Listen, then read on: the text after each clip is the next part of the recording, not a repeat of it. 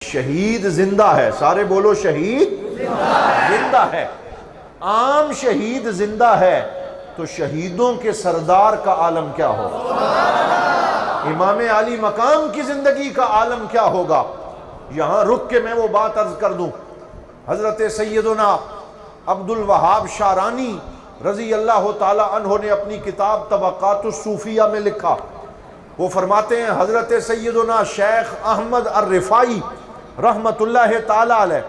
جو سیدنا عبد القادر جیلانی کے ہم اثر تھے، دونوں کا زمانہ ایک تھا، جب مصر آتے تھے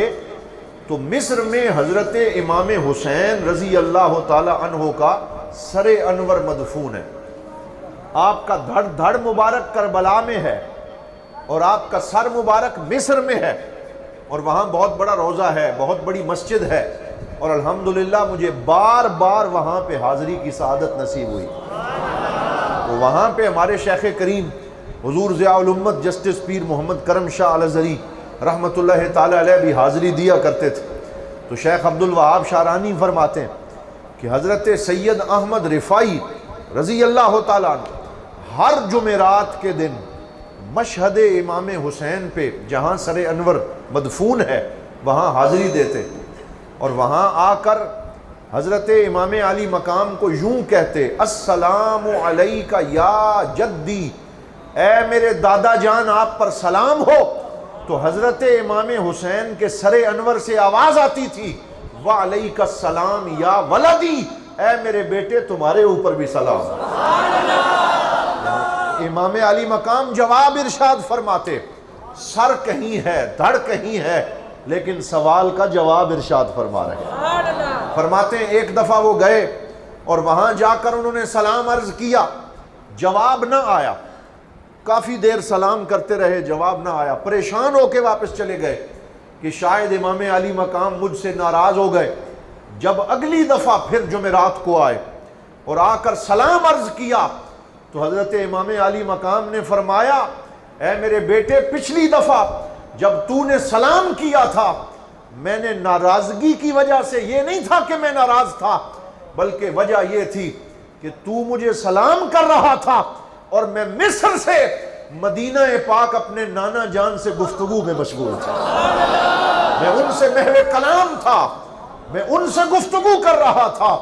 میرے نام وہ جو لب افق پہ کرن کرن کا پیام تھا تیرا نام تھا، شب تیرہ میں وہ جو شب چراغ مجھ سے محو کلام تھا تیرا نام تھا، کئی شمس رو کئی زہرہ وش،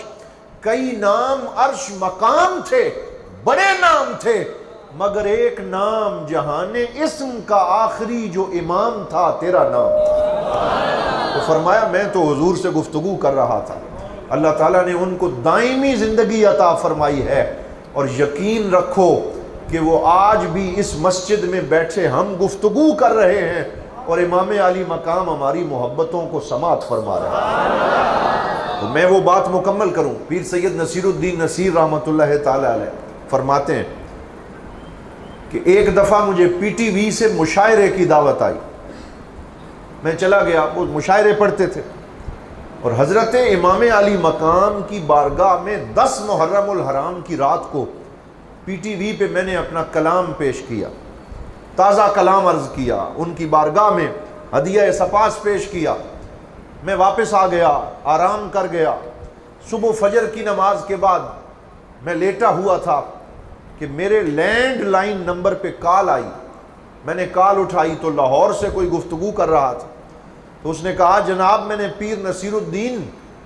ان سے میں نے گفتگو کرنی ہے، تو میں نے کہا جی میں بول رہا ہوں، آپ نے کیا کہنا ہے؟ تو وہ کہنے لگا کہ جناب رات کو میں نے پی ٹی وی آن کیا تو آپ وہاں پہ مشاعرہ پڑھ رہے تھے، امام حسین کی شان میں شعر کہہ رہے تھے، میں وہ آپ کے اشعار سن کے سو گیا، خواب میں امام حسین کا دیدار نصیب ہو گیا، آپ خواب میں تشریف لائے اور کیسی زیارت عطا فرمائی،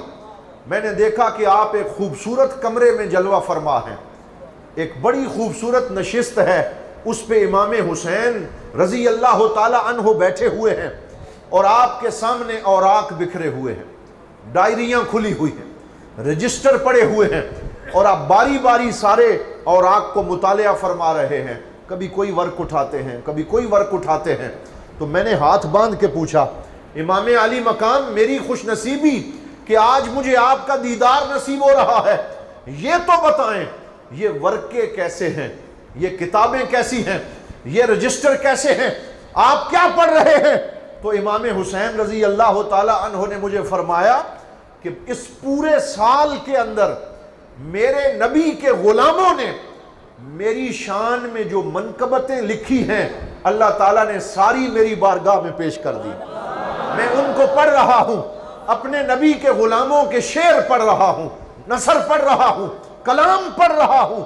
کسی نے مصر سے لکھا، کسی نے شام سے لکھا، کسی نے عرب سے لکھا، کسی نے فلسطین سے لکھا، کسی نے امریکہ سے لکھا، کسی نے پاکستان سے لکھا۔ جس نے لکھا ہے میں ان کے کلام پڑھ رہا ہوں، ان کا مطالعہ کر رہا ہوں۔ پھر آپ نے ان سارے اوراق میں سے ایک ورقہ اٹھایا